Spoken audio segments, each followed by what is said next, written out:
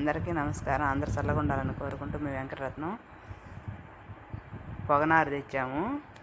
అది నిన్న పీక్కొని వచ్చేటప్పుడు ఆటో చెడిపోయింది. మళ్ళీ వేరే ఆటోని పిలిచి మూట మీద మూట ఎక్కించేసరికి డ్యామేజ్ అవుద్దామని చెప్పి తీసుకొచ్చి నైట్ అయింది.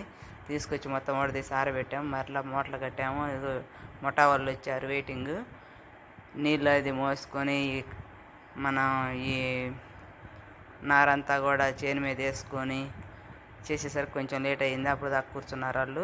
ఆడపిల్ల చూడు ఎంత బాగా దూకురు బారేస్తుందో. అన్ని పనుల్లో ఆడపిల్లలు ముందే ఉన్నారు, బాగానే చేస్తున్నారు. అందరూ కూడా చక్కగా ముందుకు వెళ్ళి పనులన్నీ చేయగలుగుతున్నారు.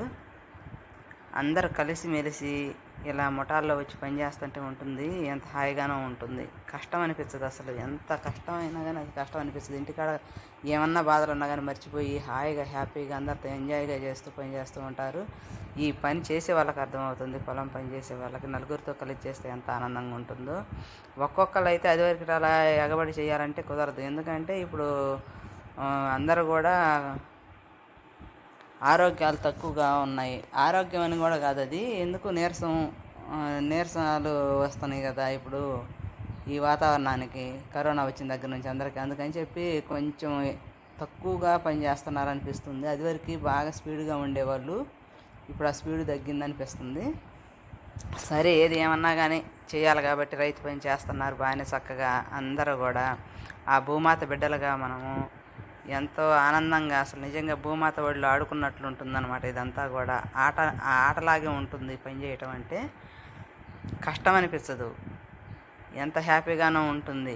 ఆరోగ్యం బాగాలేదని అనుకున్నా కానీ ఎవ్వరూ ఆగరు. ఇంటి దగ్గర ఏదో ఒక ట్యాబ్లెట్ వేసుకోవటం, పొలం రావడం, హాయిగా ఇంక మళ్ళీ అసలు వ్యాధే మర్చిపోతారు. ఇంకేం ఉండదు అక్కడ, అంతటితో ఆగిపోద్ది అనమాట. అంత ఆరోగ్యంగా ఆనందంగా ఉంటారు. కాకపోతే ఎందుకంటే ముందు నుంచి ఎక్కువగా చేసి తినక మనం టైం వేళ తప్పి తింటాం. వ్యవసాయం అంటేనే వేళ తప్పి తింటాం, నిలబడి తినాల్సి వస్తుంది. ఒక్కొక్కసారి అయితే అసలు తినడానికి కూడా ఉండదన్నమాట. రైతు పని అలా ఉంటుంది, హడావుడప్పుడు. కాబట్టి ఇంటోళ్ళు కొంచెం కష్టపడ్డే మాట వాస్తవమే. ఎందుకంటే ఎక్కువ పని చేస్తారు కాబట్టి, తెలియకుండానే ఎక్కువ పని చేస్తారు. వీళ్ళు ఇప్పుడు ముఠాలుగా ఉండేసరికి ఇప్పుడు ఆనందంగా ఉంది. అదివరకు కూలీలను ఒకరిని ఇద్దరిని తీసుకెళ్ళేప్పుడైతే వాళ్ళు ఇబ్బంది, వాళ్ళ చేత ఎక్కువ పని చేయించాల్సి వచ్చింది, మనం ఎక్కువ పని చేయాల్సి వచ్చింది. అప్పుడు అంత పని ఎక్కువగా చేసేవాళ్ళం. ఇప్పుడు అట్లేం లేదు, కరెక్ట్గానే ఉంది. లెక్క ప్రకారం చేస్తున్నారు, లెక్క ప్రకారం వెళ్తున్నారు. కాబట్టి ఏదో తులసి చూడు, నేను వీడియో తీస్తుంటే నవ్వుతుంది, సిగ్గుపడుతుంది. చక్కగా ఆనందంగా హ్యాపీగా మమ్మల్ని తీస్తున్నాం అక్క అని నవ్వుతున్నారు. అయితే మళ్ళీ సాయంత్రం వచ్చి వీడియో చూసుకోండి అని చెబుతున్నాను. ఇంటికి వచ్చి వీడియో చూసుకోండి అని.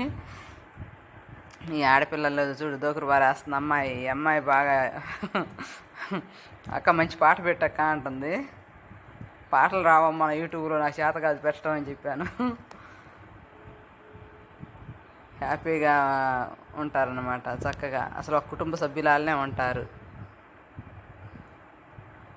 ఎంత ఆనందంగా హ్యాపీగా.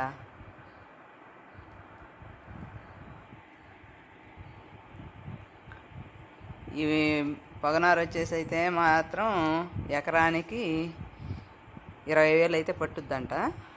వాళ్ళు కంపెనీ